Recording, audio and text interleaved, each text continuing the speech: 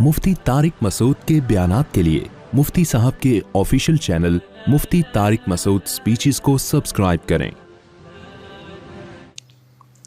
कुरान मजीद की एक आयत तिलावत की है। अल्लाह ताला से दुआ है अल्लाह ताला सही तरह से बात कहने की, सुनने की, समझने की और फिर अमल की तौफीक अता फरमाए।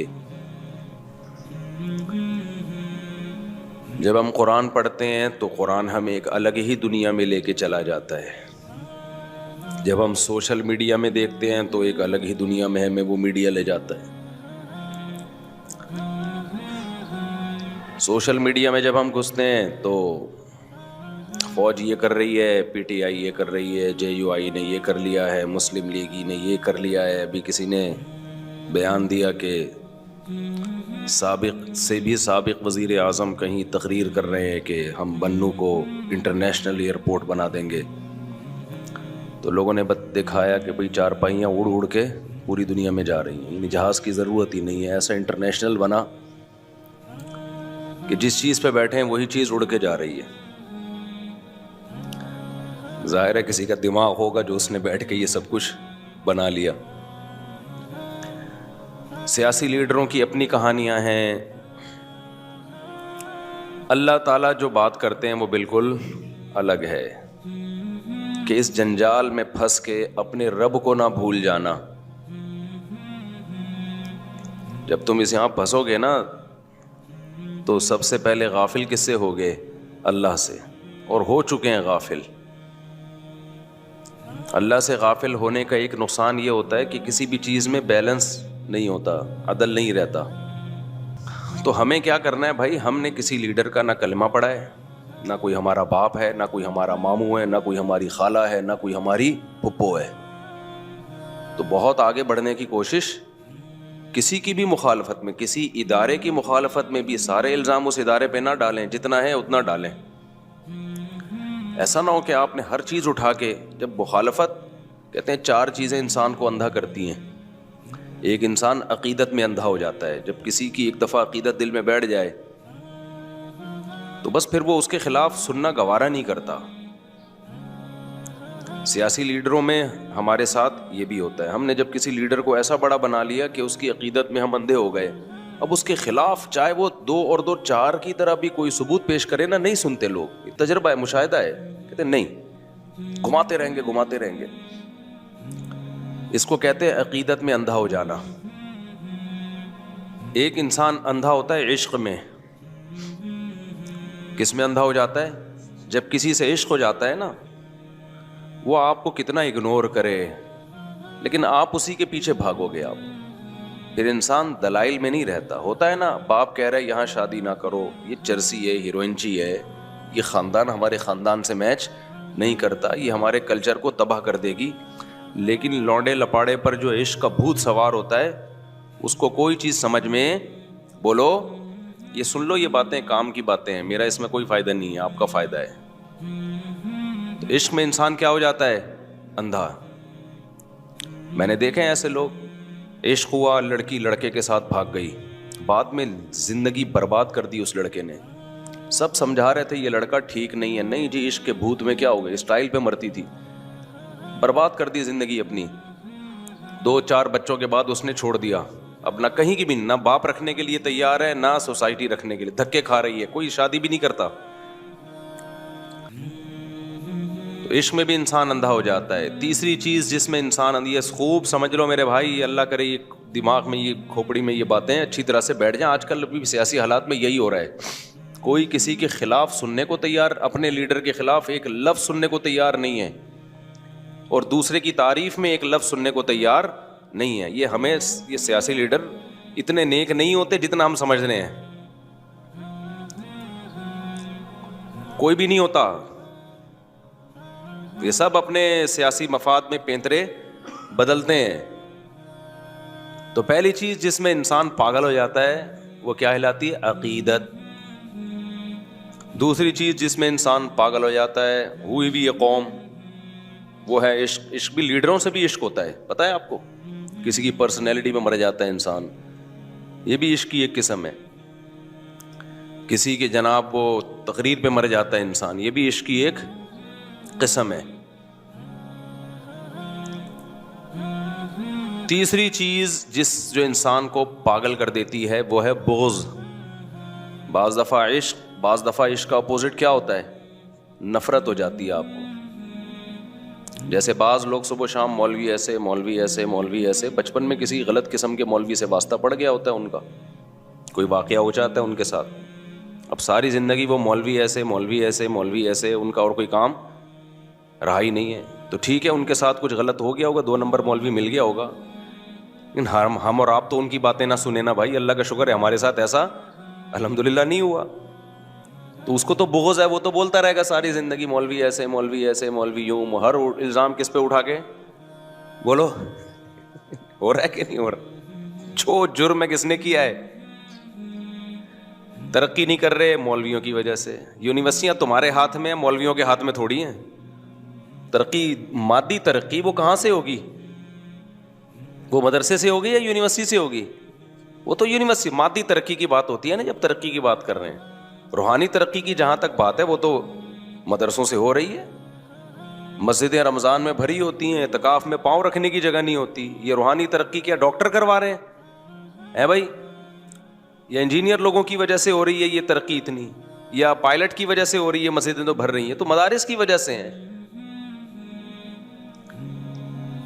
تو مادی ترقی جو نہیں ہو رہی وہ مدرسوں کی وجہ سے نہیں ہو رہی. وہ کس کی وجہ سے نہیں ہو رہی؟ وہ یونیورسٹیز کی وجہ سے نہیں ہو رہی. ابھی تو سندھ حکومت نے ماشاءاللہ ایک اچھا پیکیج لے آئی ہے. ابھی ہمیں تو یونیورسٹی کے لوگوں سے بھی ہمارا واسطہ ہوتا ہے نا, وہ کہتے ہیں اب تو سندھ گورنمنٹ نے ماشاءاللہ, اللہ تعالیٰ ان کو اور برکتیں دے, اتنا اچھا سیٹ اپ بنا دیا ہے کہ بھائی اب پاس ہی نہ کرو جس کو آگے ترقی نہیں دینی.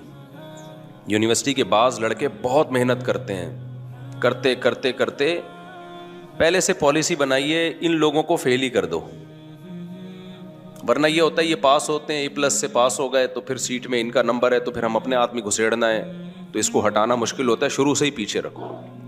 قصہ ہی مکا دیا الحمدللہ. تو یہ کیا مولوی لوگ کر رہے ہیں یہ ہے بھائی؟ مدرسوں میں بھی بعض دفعہ واقعات ہو جاتے ہیں لڑکوں سے بدفعلی کے, اللہ بچائے.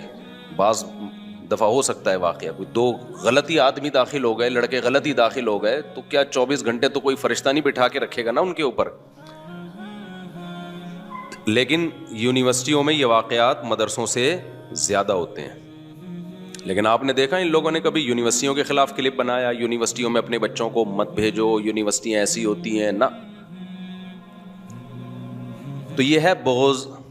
اٹ از کالڈ بغض. یہ مذہبی اسکالرز میں بھی ہوتا ہے, فرقوں میں بھی ہوتا ہے. دوسرے فریق کی کوئی بات نہ ماننا. کچھ دن پہلے کوئی دیوبند مسلک کے صاحب ہیں, انہوں نے حمایت کر رہے ہیں دیوبند کی, دیوبند ایسے. تو مجھے کسی نے کہا ان کو اپریشیٹ کریں. میں نے کہا یہ ہر غلط چیز میں بھی کوئی دیوبند سے کوئی غلطی بھی ہو جائے تو اس کی بھی حمایت کرتا ہے یہ بندہ, اس لیے میں نہیں ان کو سپورٹ کر سکتا. کوئی غلطی ہو جائے نا کسی مولانا کوئی دیوبند سے جن کا تعلق غلطی ہو جائے تو انہیں اس کو بھی کیا کرنا ہے, صحیح کرنا ہے کہ بیٹھ کے. تو کیوں اپنے آپ کو اوپر آپ نے ایک چیز سوار کی ہوئی ہے بھائی؟ غلطی ہو گئی تو غلطی ہو گئی, اس میں کون سا ہے؟ اور غلطی ہونے سے کوئی انسان ایک دم زمین پہ تھوڑی گر جاتا ہے بھائی, ہو گئی تو ہو گئی, ختم. وہ مجھے آپ کو یاد ہوگا نا, میں نے ایک کلپ میں نے کہا تھا کہ انار کے بارے میں ایک حدیث ہے جس میں انار کا ایک دانہ جنت کا ہے. ایک صاحب جو اپنے آپ کو اہل حدیث کہتے ہیں نہیں ہے, اللہ ہی جانے, انہوں نے میرے خلاف پورا ایک آدھے گھنٹے کا کلپ بنا دیا کہ دیکھو یہ لوگ ضعیف حدیثیں سناتے ہیں. پورا آدھے گھنٹے کا بلا وجہ کا نا. ارے ایک ضعیف حدیث سنا دی تو کون سے قیامت آ گئی؟ آپ بتا دو بھائی یہ حدیث ضعیف ہے, بات ختم ہو گئی. 5 سیکنڈ میں بات کیا ہو جائے گی؟ ختم ہو جائے گی. دوسرے کاموں کو چھیڑو. وہ پورا بیچارے کو لگتا ہے کہ فیم چاہیے نا لوگوں سے تو انار ہی کو موضوع بنا کر آدھے گھنٹے کا بیان داغ دیا. اٹ از کالڈ بغض. یہ کیا کہلاتا ہے بھائی؟ یہ کسی دیوبندی کو بھی ہو سکتا ہے, کسی اہل حدیث سے, کسی اہل حدیث کو بھی ہو سکتا ہے کسی دیوبندی سے. تو یہی چل رہا ہے مارکیٹ میں. آپ اپنی ٹھڑک نکال رہے ہوتے ہو, بغض ہوتا ہے کسی سے, دل میں بیٹھ گیا. وہ بغض کی وجوہات کچھ بھی ہو سکتی ہیں. ایک اہل حدیث عالم سے میری بات چیت ہو رہی تھی تو وہ بہت برا بلا کہہ رہے تھے نا کہ یہ حنفی لوگ ایسے ہوتے ہیں, یوں ہوتے ہیں, ایک خاص مسئلے میں. تو میں نے کہا وہ تو آپ کے اہل حدیث عالم کی بھی یہی رائے ہے جو میری رائے ہے, یہ دیکھو یہ میں نے ریفرنس دیا. کہہ رہے وہ ان کا اختلاف ہے بھائی جمہور سے, ہمارے جمہور سے ان کا اختلاف ہے.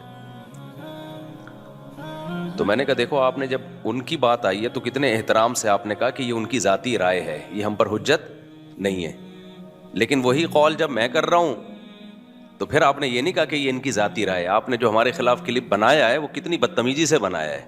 اس کا مطلب آپ کو ہم سے بغض ہے. علمی اختلاف بولتے کیوں نہیں بھائی, نہیں ہے تو مارکیٹ میں جو چل رہا ہے وہ بتا رہا ہوں آپ کو.